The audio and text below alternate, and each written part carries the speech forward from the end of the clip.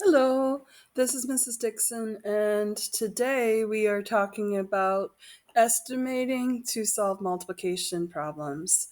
Let's go ahead and set up our notebook.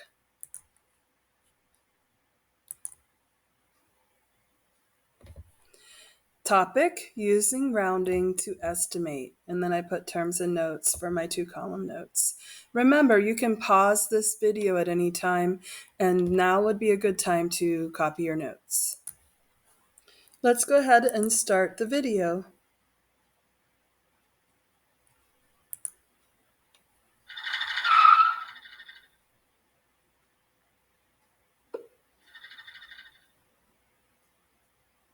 How can you use rounding to estimate?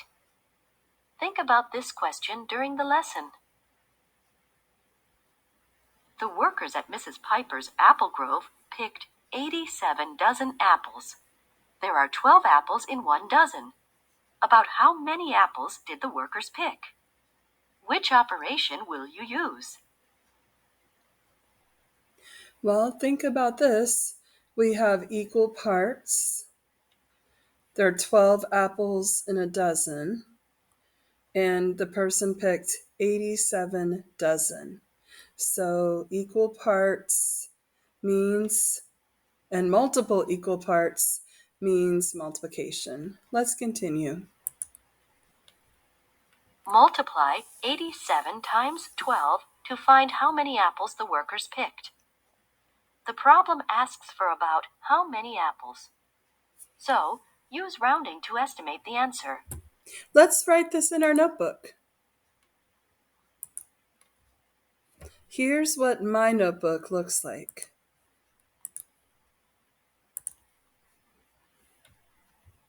Remember, at any moment you can pause this video to write your notes. I wrote down the problem, 87 times 12, the keyword about, and I wrote down that about means estimate, and I made myself a mental note, always round before the operation. So before I solve any problem, I round. Pause the video to finish your notes. Let's continue the video. Use rounding to estimate the answer. You can round both numbers in 87 times 12. Why might rounding both numbers be useful? Think to yourself why rounding is useful. I know why I round. It's to help me get a ballpark answer quickly using mental math. So that's why I round, is so that I can have easier numbers to multiply. 87 and 12 may be difficult to multiply quickly.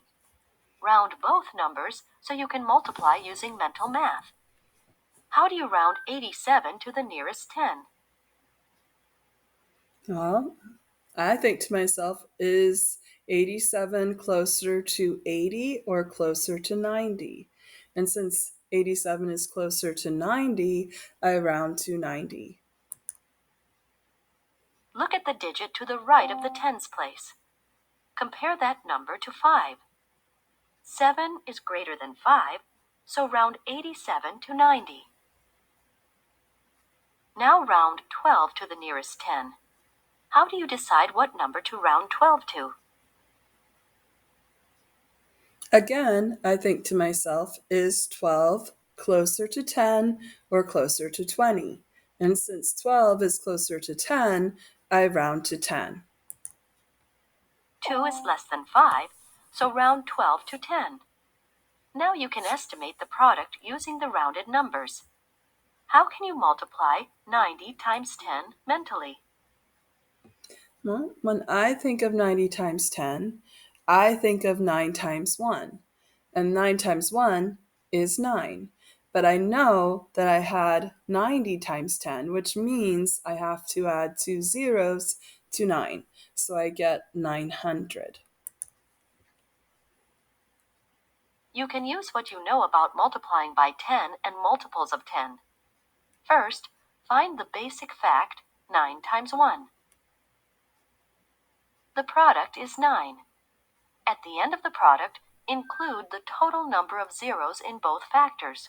So, 90 times 10 equals 900. How can you use this estimate to solve the problem? Let's catch up our notebook at this time. Here's what my notebook looks like so far. I went ahead and rounded 87 to 90 and 12 to 10. I said 90 times 10, and you can go ahead and write that in as 900.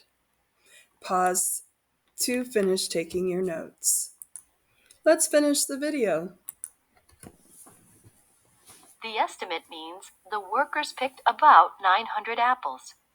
Why is it helpful to round to estimate?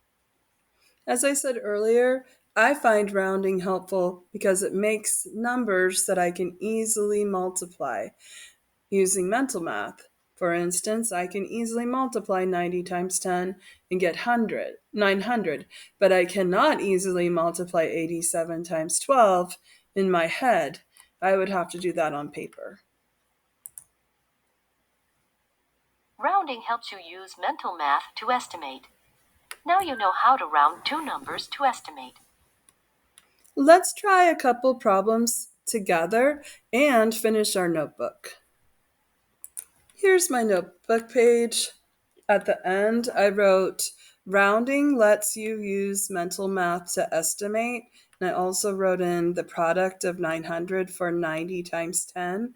But I want to try a couple problems with you right now. Let's look at the first problem. 38 times 29. Now notice it says always round before the operation. So I think to myself, is 38 closer to 40 or closer to 30? And I know that 38 is closer to 40, so I round to 40. 29. Is 29 closer to 20 or closer to 30? Well, 29 is definitely closer to 30. So I am now ready to multiply. I can do this mentally. I don't have to do the standard algorithm. I can say to myself, 4 times 3 equals 12. And then I notice that my factors each have a 0 after them, so I have to include that in my product, which is 1200. So 38 times 29 rounds to 40 times 30, and my product is 1200. Let's try the next problem. 49 times 18. 49 rounds to 50 because 49 is closer to 50 than 40. 18 rounds to 20 because 18 is closer to 20 than 10. Notice I'm rounding to the largest digit in the number. When you're doing estimation, you should round to the largest digit in the number. So 50 times 20. Well, 5 times 2 is 10, and I have a 0 in each of my factors, so I have to include that in my product. So my final estimate for 49 times 18 is 1000. Hope this helps you understand the benefits to rounding to multiply. See you soon. Bye.